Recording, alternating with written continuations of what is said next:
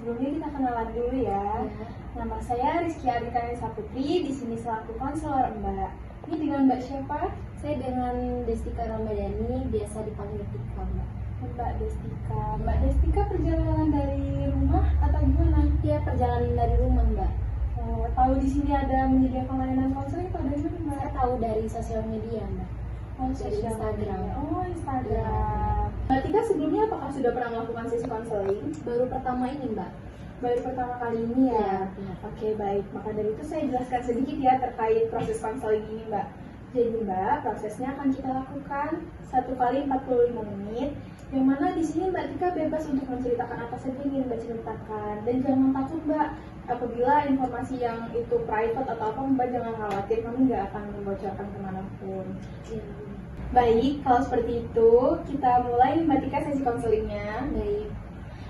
Jadi Mbak Tika, apa sih akhir-akhir ini yang mengganggu pikiran Mbak Tika sehingga Mbak Tika memutuskan untuk datang ke sini?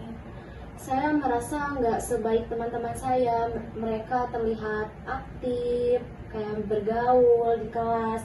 Sedangkan saya merasa takut untuk menyampaikan pendapat atau sekadar bergabung untuk bercakap bersama mereka.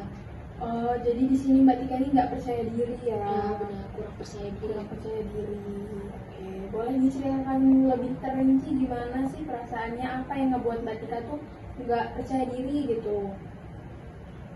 Saya merasa nggak cukup pintar di antara teman-teman saya yang lain, kayak misalnya dia orang presentasi dengan pede. Mungkin saya merasa saya itu belum siap untuk berpresentasi ya Bu ya. Tapi saya takut kayak kalau misalnya kalau saya ngomong tuh takut kayak apa sih salah gitu, takut salah, atau kayak saya sekedar bergabung sama teman-teman yang lain, takut kayak ngapain sih kayak gitu, takut kayak gitu Bu. Baik, saya memahami apa yang Mbak Tika rasakan. Iya, Bu. Jadi Mbak Tika ini tidak pede ya, mau berkata-kata di depan kelas, mau bergabung tuh sulit ya. Iya, saya antara ngerasa itu kurang siap atau kayak kurang percaya diri gitu Bu, karena saya ngeliat teman-teman saya itu aktif di kelas, juga pengen gitu aktif, cuma saya udah grogi duluan Bu. Perasaan tuh wajar banget, dan Mbak udah memiliki kesadaran untuk pengen banget nih bergabung sama temen tuh bagus banget. Semua manusia itu kan punya kelebihan dan kekurangannya. Kira-kira apakah Mbak Tika sudah pernah mencoba nih untuk bergabung bersama teman-temannya? Bu, saya sering ragu untuk memulai percakapan sama teman-teman saya di kelas. Nah, mungkin dari sini Mbak Tika bisa coba nih pelan-pelan, mulai seperti menyapa teman-temannya, Iya, Bu. atau mulai ini deh tanya tentang tugas Iya. pelan-pelan gitu. Mungkin saya bisa coba Bu, tapi saya masih takut terlihat aneh di depan teman-teman saya. Tentu saja Mbak Tika, banyak orang yang punya perasaan yang sama, Iya, Bu. merasa nggak sempurna. Tapi Mbak Tika, rasa takut tersebut, rasa tidak percaya tersebut bisa dihadapi secara pelan-pelan. Mungkin bisa dicoba dengan berbicara di depan cermin, kemudian bisa pada saat Mbak Tika presentasi nih di depan, Mbak Tika mulai belajar bagaimana cara berbicara di depan teman-teman, atau coba dikit-dikit ya, kayak misalkan mulai dengan menanyakan tugas kepada teman gitu. Apakah sebelumnya sudah pernah mencobanya itu Mbak Tika? Pernah sih Bu. Sebelumnya saya pernah mencoba untuk berbicara sama teman-teman saya, kayak menanyakan tugas gitu. Cuma saya kadang masih sedikit ragu untuk memulainya.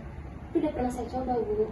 Wah, itu udah hal yang bagus banget Mbak Tika, sudah mencoba itu udah bagus banget. Perasaan tuh wajar banget. Kadang yang kita lihat kita ini kurang, orang lain nggak melihat itu. Mungkin sekarang Mbak Tika mulai pelan-pelan mencoba menegur teman-temannya, mulai bergabung teman-temannya, dan mencatat hal-hal positif yang ada di diri Mbak Tika, kayak buat apresiasi diri Mbak jadi lebih baik gitu.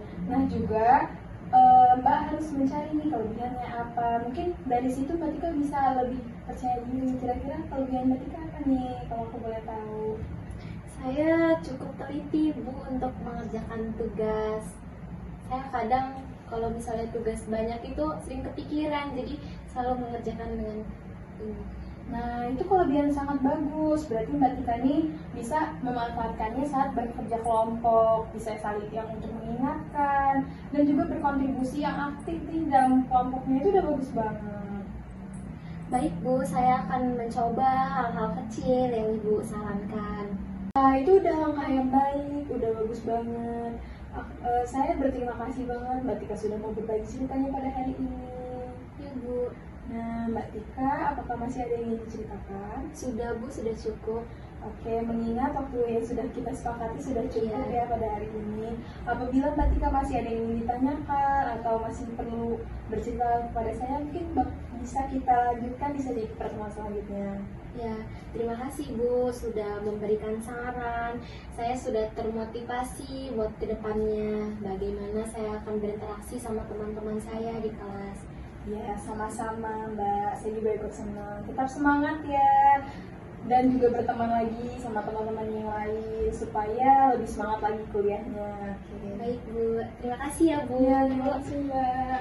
Terima kasih ya Bu. Ya.